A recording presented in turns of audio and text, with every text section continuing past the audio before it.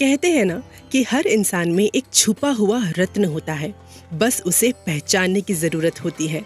ठीक वैसे ही प्रभु श्री राम की अयोध्या ने अपना हिडन पोटेंशियल पहचान लिया है और अब दुनिया के सामने उड़ान भरने को तैयार है।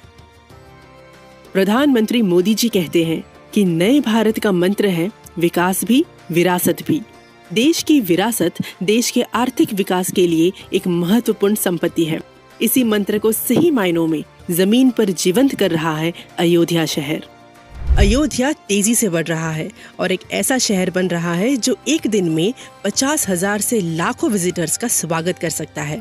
50,000 करोड़ के projects, international airport, railway station, greenfield township, sewage treatment plant, देश दुनिया की बड़ी बड़ी कंपनियां अयोध्या में निवेश कर रही हैं।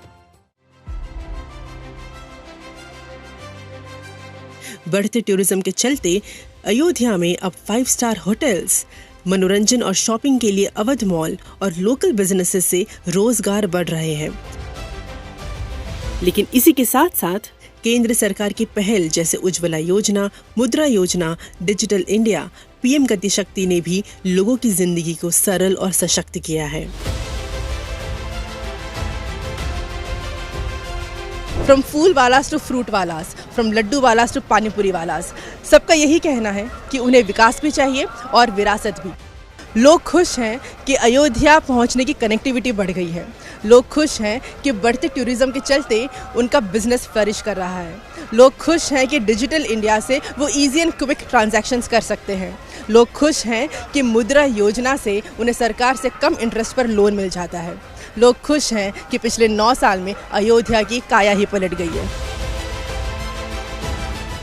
इसमें कोई दोहराई नहीं कि लंबे समय तक अयोध्या एक उपेक्षित शहर था, लेकिन जब से अयोध्या में रामलला टेंट से बाहर आए हैं और राम मंदिर का निर्माण कार्य शुरू हुआ है, वहां जाने वाले दर्शनार्थियों की संख्या भी बढ़ी है।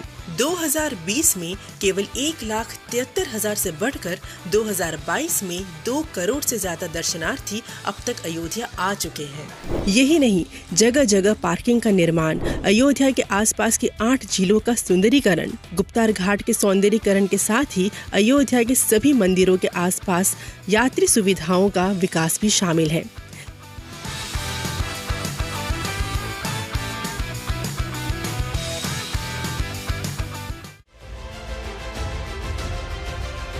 अयोध्या में सभी घाटों का विकास, सुंदरीकरण और स्वच्छता एक नई मिसाल दे रहा है। यही घाट अयोध्या के सेंटर्स ऑफ अट्रैक्शन बन गए हैं। सीवेज ट्रीटमेंट प्लांट और पंपिंग स्टेशन से दर्शनार्थियों को पूरे वर्ष मां सरयू का स्वच्छ पानी मिलता है।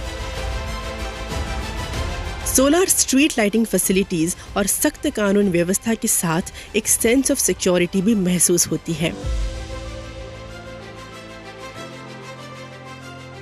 Ayodhya as a spiritual centre, global tourism hub and smart city की दिशा में बहुत तेजी से आगे बढ़ रहा है। But the most interesting aspect is that every development is infused with the spirit of being connected to Shri Ram. Ram मंदिर के निर्माण के साथ भारत ने राम राज्य के मूल्यों और परिकल्पना को और भी अधिक मजबूती प्रदान की है।